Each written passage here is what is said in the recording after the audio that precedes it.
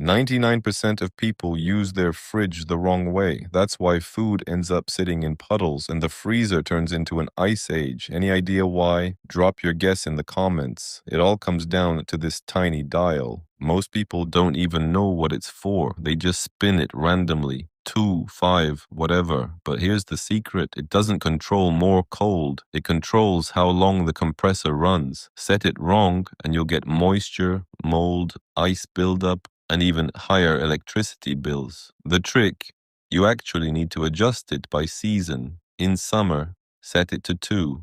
In fall, 3 or 4. And in winter, 5. That's it.